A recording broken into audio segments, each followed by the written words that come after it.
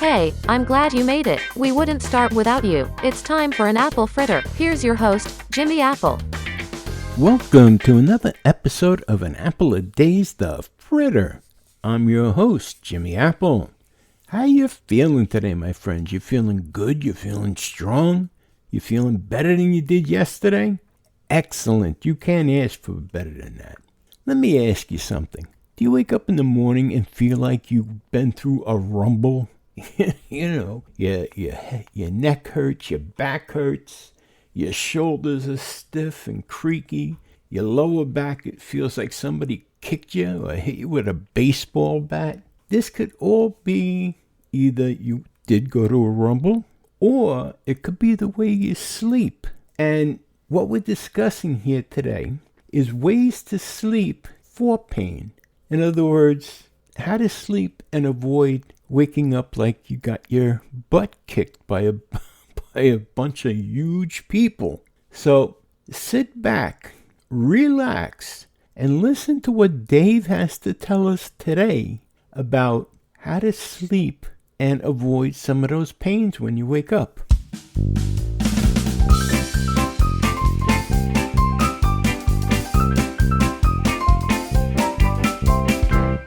Best sleeping positions for pain. Finding a neutral position can ease stress on your back, neck, and shoulders. Does your lower back ache when you get out of bed in the morning? Or maybe your neck or a shoulder starts the day creaky? If so, this might be why. You're overworking muscles when they should be off the clock.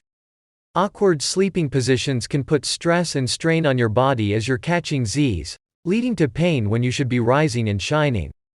But you can rest easier with a few modifications. Chiropractor Andrew Bang, DC, has some advice to put you in the best position for sleep. Why sleeping position matters. Your body takes a beating during the day. As you move around, you put a lot of stress on your ligaments, muscles, tissue and joints, says Dr. Bang. Sleeping provides the opportunity for everything to recover and reset. But that recovery doesn't take place as it could and should if you lie down in a position that puts tension on your body while you slumber. The result? Hello. Aches and pains in the AM. Your goal should be to find a neutral posture when you sleep so those ligaments that stretched out during the day can shrink and creep back to their normal position, states Dr. Bang. Let your body truly rest and recover. Here's how to find the restful position you need if you're dealing with certain pain points. Best sleep positions for back and neck pain. Good posture isn't just important when you're standing or sitting, notes Dr. Bang. It's also key when you're lying down. Aligning your head, shoulders and hips puts your body in a neutral posture that eases stress. Your goal should be to find a position that maintains and supports the natural curves in your back and neck. Let's look at the 3 ways people sleep and what those positions do to your back and neck. Sleeping on your side. The side, or lateral, sleeping position is the most popular, and it's loaded with opportunities to get your body out of line. Dr. Bang offers these tips to get it right. Avoid tucking in your chin.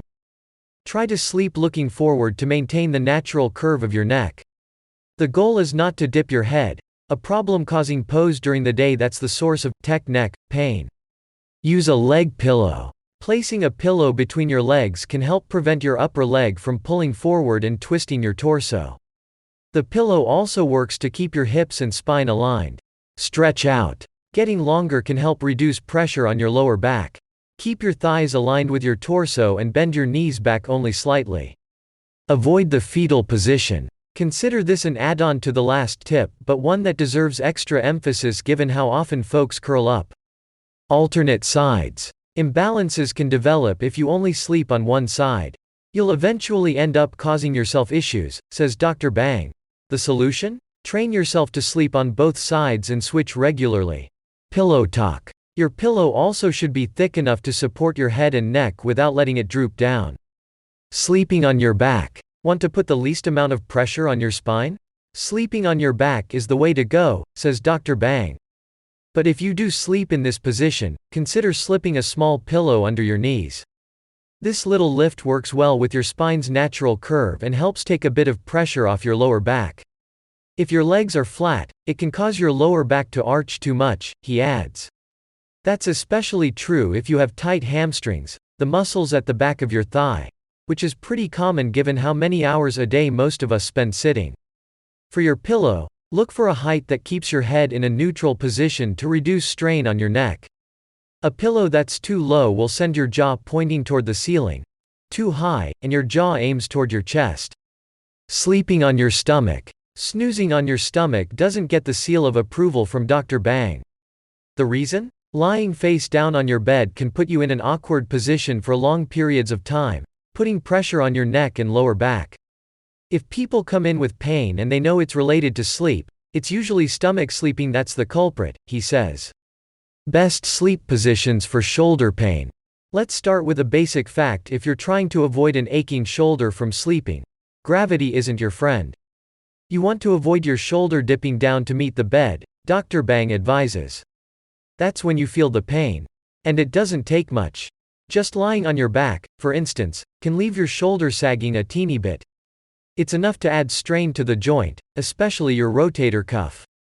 A possible solution for back sleepers? Try resting your arm on a folded blanket or low-lying pillow to support your shoulder and keep it better aligned with your body. All you're trying to do is take a little bit of pressure off, he adds. If you sleep on your side with your bad shoulder up, you can minimize stress on the joint by using a pillow or pillows to keep that arm in a straight and more neutral position. Switch sides less often if one shoulder is giving you more trouble. Sleeping on your stomach once again comes with a caution sign. Notice a trend here? If you sleep facing down, it's common to put your arm under your pillow, notes Dr. Bang. That is shoulder problem city. You're really setting the stage for rotator cuff problems. Other tips to sleep pain-free. Getting your body ready to sleep also can set you up for a successful slumber. Dr. Bang suggests trying these bedtime tips if you're regularly waking up with pain in the morning. Stretch before bedtime. Taking a few minutes to stretch before bedtime can ease muscle tension that built up during the day. It's a good way to avoid nighttime muscle cramps, too. Shower at night. An evening shower can relax and calm your body and move it into restoration mode. It gets you into a resting state, notes Dr. Bang. Temperature control. A bedroom that's too hot or too cold can make you twist, turn and contort, not the recipe for a restful night. Temperature can lead to poor positioning and bad sleep, he continues. So, focus on creating a comfortable environment. Trial and error. The best advice when it comes to sleep position is simple. Do what works for you. This is especially true if you're dealing with sciatica, where the cause, be it a slipped disc, compressed nerve, spinal stenosis or other reason, may bring different needs for sleeping position. Bottom line? There isn't one, right, sleeping position that guarantees a restful night and a pain-free morning. Experiment with positions and pillows until you find what works. But one rule always applies. If something leads to pain, don't do it. There you have it. I hope you found this informative and interesting. I'm gonna pass this back over to Jimmy now. I hope you have a wonderful day. Thanks, Dave. Hey, I have to tell you, these techniques work. I've tried them. This morning as I woke up and I felt like I just got done playing an NFL game and I couldn't move my shoulders. And I've tried these techniques for the last week and sure enough, they work. I wake up feeling pretty good. I'm not saying that the pain totally disappeared, but I'm feeling better than I used to feel by following some of these ideas that Dave just shared with us. So give it a shot. You got nothing to lose. What's the worst that could happen? You have a crummy night's sleep? Like that's never happened before. Hey, I want to thank you, the listener, for being here today. And I have this other little bit of information I'd like to share with you. On the last episode, on June 7th, we had a guest, Chanda Hinton. This woman is amazing. She is the founder and the chief executive officer of the Chanda Hinton Center for Health and Chanda Hinton Plan Foundation. We're not talking out of somebody's garage. She's not working out of somebody's garage. She built a medical building that employs medical people. And it's for people with disabilities. And it's run by people with disabilities. It's an amazing story. You have to check it out. And I have to tell you, Chanda herself is a very warm individual and a funny individual. She got injured in an accident when she was 9 that left her, get this, a quadriplegic. She did this as a quadriplegic. Not only did she do this, she went back and she received 2 degrees in college. She didn't sit back and say, oh, poor me, poor me. No, she said, the heck with this. I'm gonna get my education, and I'm gonna do something with my life. Doctors actually gave up on her when she was 21. Can you believe that? They told her, we can't do anymore. Go home, watch TV, enjoy the rest of your life. Her sister, who was a yoga teacher, said, what about if I did some yoga with her? The doctor said, can't hurt. Well, he was right. It didn't hurt. And now Chandra is a woman to be reckoned with. She's amazing. You have to hear that story. You have to hear that interview. So check it out. Chandra Hinton. It was put out on June 7th. It's an amazing interview. Check it out. Anyway, I want to remind you, my friends, no one ever went blind by looking at something from the bright side. So give it a shot. Hey, again, my name is Jimmy Apple. You've been listening to An Apple a Day's The Fritter. And I'll talk to you again real soon. Have a great one today, my friends. Join Jimmy tomorrow for another Apple Fritter. In the meantime, stop over at our YouTube group page, Living with a Disability, join in the conversation and make some new friends. See you next time.